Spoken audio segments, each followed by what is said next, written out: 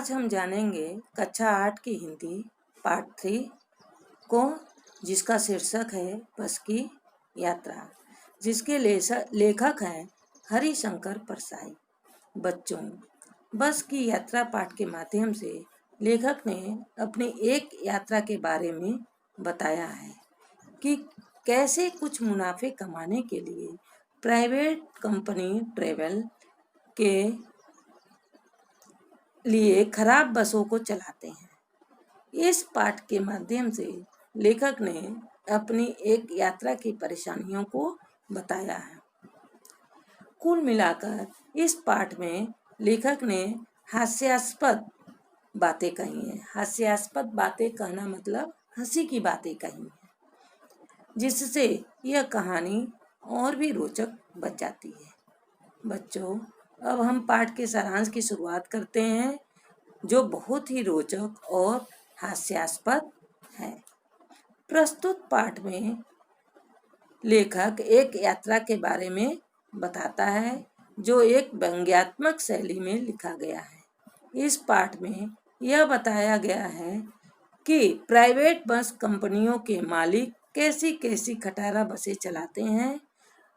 वे अधिक पैसा कमाने के चक्कर में यात्रियों की जान के साथ खिलवाड़ करने में भी संकोच नहीं करते। लेखक और उसके 4 साथी को जबलपुर जाने वाली ट्रेन पकड़नी थी। उन्होंने बस से पन्ना से सतना जाने का कार्यक्रम बनाया।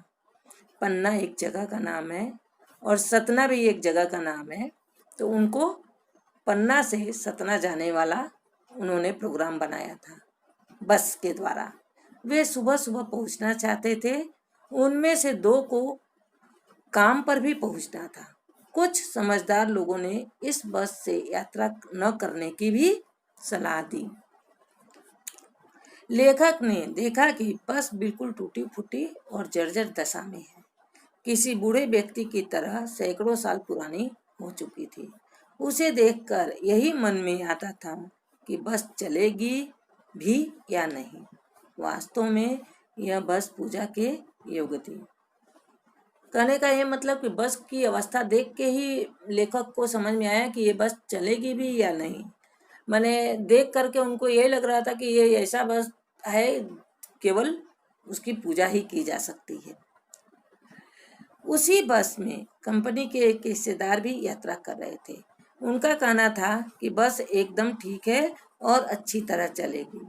बस की दशा देखकर लेखक और उसके साथी जाने का निश्चय नहीं कर पा रहे थे। कहने का मतलब यह है बच्चों कि बस की अवस्था को देख करके लेखक और जो उनके 4 साथी थे, वो जाने का निश्चय कर ही नहीं पा रहे थे कि इस बस से यात्रा करूं या न करूं। आगे देखते हैं। लेखक के डॉक्टर मित्र ने अपने अनुभव याद दिलाते हुए कहा कि यह बस नई नवेली बस से ज़्यादा विश्वसनीय है। लेखक अपने साथियों के साथ बस में बैठ गया। जो छोड़ने आए थे वे लेखक को ऐसे देख रहे थे कि मानो लेखक दुनिया से जा रहा हो। उनके आंखों में ऐसा भाव झलक रहा था कि मानो जो दुनिया में आया है वह जाने का कोई न कोई बहाना चाहिए। मैंने कहने का ये तात्पर्य बच्चों इस में कि मैंने इतना मैंने वो खटारा बस था कि जो छोड़ने भी आया था वो भी व्यंग से देख ही रहा था कि मैंने लेखक को व्यंग लग रहा था कि मैंने वो ऐसा सोच रहे थे कि मैं दुनिया से ही जा रहा हूँ। बस के चालू होते ही सारी बसें हिलने लगी। खटखट खटखट सारी बसें हिलने लगी। खिड़कियों में जो बचे खुचे कांच भी थे वे भी हिलने लगे। लेखक को डर लग रहा था कि वे कांच गिरकर उसे घायल न कर दें। ऐसा लग रहा था कि सारी बसें ही इंजन है। जब बस चलना स्टार्ट किया, इंजन स्टार्ट किया, तो ऐसा लगा कि सारे बस गड़गड़ गड़गड़ कर रहा है, पूरी बस ही इंजन है। बस को चलता हुआ देखकर उसे गांधी जी के असहयोग आंदोलन की बातें याद आ गई। लेखक को ये बातें याद आ गई गांधी जी के असहयोग आंदोलन के बारे में। जिस प्रकार अंग्रेजों की गलत नीतियों का कोई देशवासी सहयोग नहीं कर रहा था, उसी प्रकार बस के अन्य भाग भी उसका सहयोग नहीं कर रहे थे। उसकी हिलती बॉडी को देखकर लेखक को ऐसा लग रहा था कि बॉडी बस को छोड़ के भाग जाएगी। लेखक को ऐसा लग रहा था कि बॉडी जो बस की बॉडी है वो छोड़ करके बस को चल बॉडी आगे निकल जाएगी, बस जहाँ खड़ा ही रह जाएगा, ऐसा उनको लग रहा था। चलती बस अचानक रुक गई। एकाएक बस चलते चलते अचानक रुक गई। लेखक को पता चला कि पेट्रोल की टंकी में छेद हो गया है। ड्राइवर ने पेट्रोल को क्या किया, बाल्टी में निकाल लिया और बगल में से एक नली निकाल करके लगा करके बाल्टी में लगा करके इंजन की तरफ भेजने लगा। लेखक सोच रहा था कि बस के मालिक बस को अपनी गोद में रख लेंगे और नली से पेट्रोल को उसी तरह पिलाएंगे जैसे बच्चे जो है माँ जो है बच्चों को दूध पिलाती है। बस की चाल धीरे धीरे कम हो रही थी। लेखक का बस पर रहा सहा भरोसा भी उठ गया। उसे डर लग रहा था कि कहीं बस की स्टीयरिंग टूट न जाए, उसका ब्रेक न फेल हो जाए। जब उसे हरे भरे पेड़ दिखाई देते थे तो उसके दुश्मन के समान लग रहे थे, क्योंकि वो सोच रहा था कि कहीं बस इससे टकरा न जाए। सड़क के किनारे झील देखने पर वो सोचता कि बस इसमें कहीं गोता न लगा जाए, कहीं बस उसमें डूब न जाए।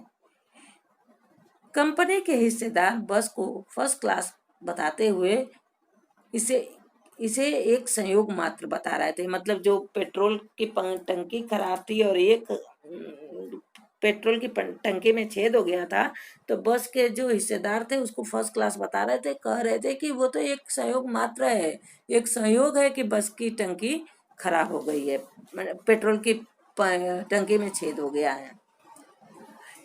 मनमोहक चांदनी रात में बस ऐसी लग रही थी जैसे कोई बुढ़िया थक कर बैठ गई। मैंने वो कल्पना कर रहे हैं, लेखक की कल्पना है कि मैंने बस को देखकर ऐसा लग रहा था कि मैंने कोई बुढ़िया जो है थक के बैठ गई हो। उसे डर लग रहा था कि इतने लोगों के बैठने से इसका अंत न हो जाए, मैंने बस का अंत न हो जाए। बस चल पड़ी और उसका रफ्तार और भी कम हो गया। बस की हेडलाइन रोशनी भी कम होती जा रही थी। वो धीरे धीरे चल रही थी और कुछ दूर चलने पर उसका टायर ही फट गया। यदि बस स्पीड में होती तो नाले में गिर जाती। सब अपनी जान की परवाह किए बिना वो बस में सफर कर रहा था। सभी लोग जो है अपनी जान की परवाह किए बिना उस बस में सफर कर रहा था। कोई ये नहीं था कि सही सलामत हम अपने गंतव्य जगह पर पहुंचेंगे।